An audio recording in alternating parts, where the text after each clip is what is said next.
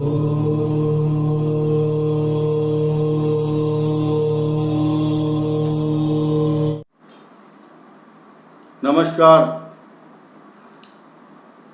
अक्सर देखा गया है पूजा करते समय एक गलती अधिकांश लोग हमेशा करते हैं।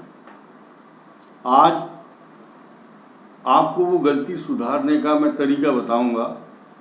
क्या आप भी वो कर रहे हैं गलती? अगर आप करते हैं तो उसको आज ही बंद कर दीजिए। इसके अलावा अगर आपने वो गलती सुधार ली है तो आपको सफलता प्राप्त करने से कोई नहीं रोक सकता। हर क्षेत्र में आपको सफलता मिलेगी। गलती क्या है?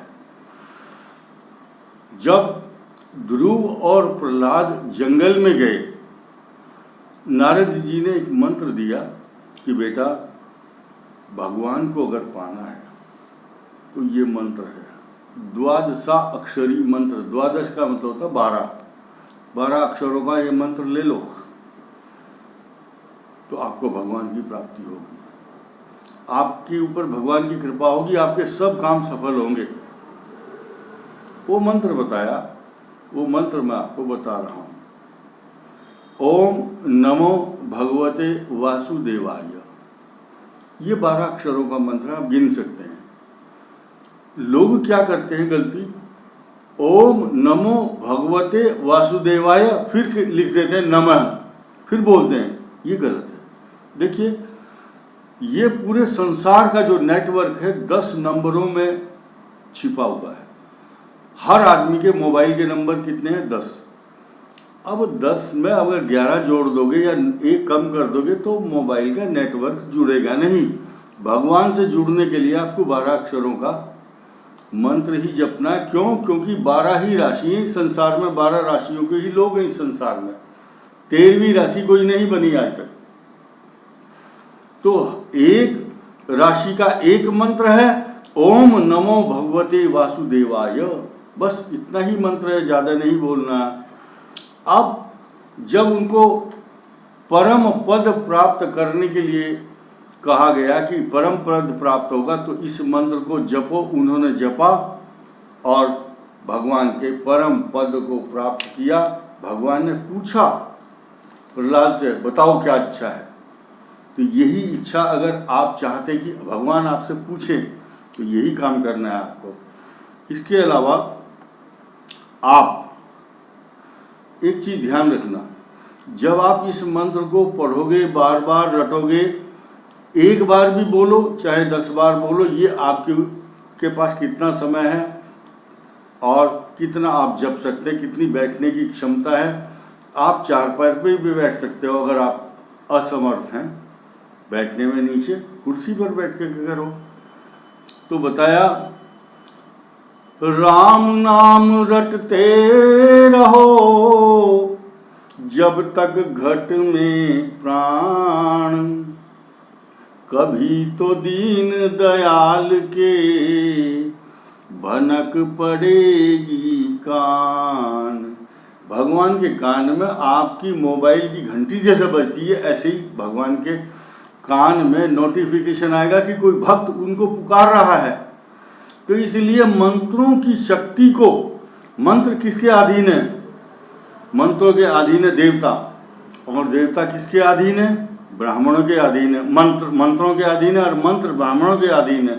इसलिए ब्राह्मणों को प्रणाम करना, अपमान नहीं करना उनका।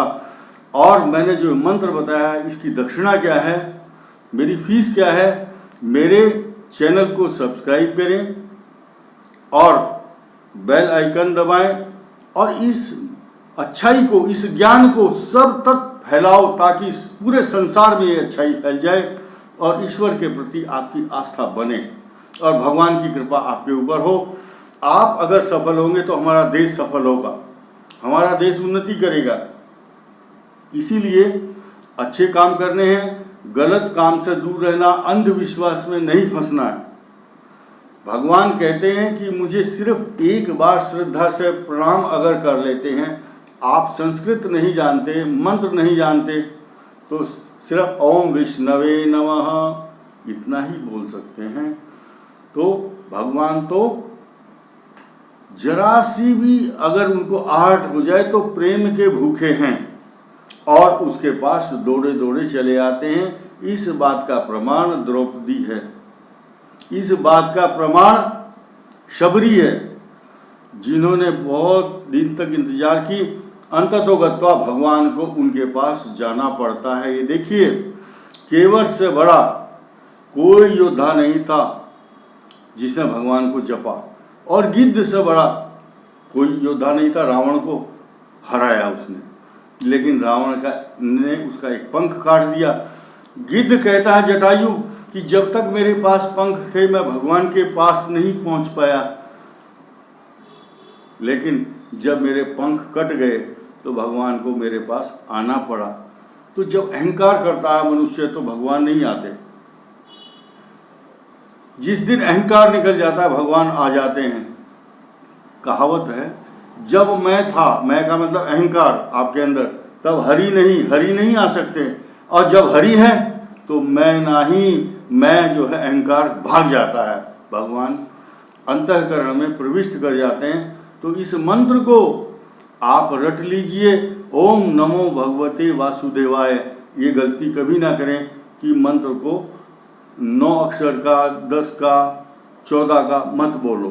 12 अक्षर का है, 12 ही राशियां इस संसार में, ब्रह्मांड के अंदर एक एक राशि हर आदमी की है, उनके ऊपर ईश्वर की कृपा होगी, इसमें कोई संदेह नहीं है। ये सूत्र मैंने आपको दिया है, और अब आप जल्दी से इस चैनल को सब्सक्राइब करें और बेल आइकॉन की घंटी दबाएं।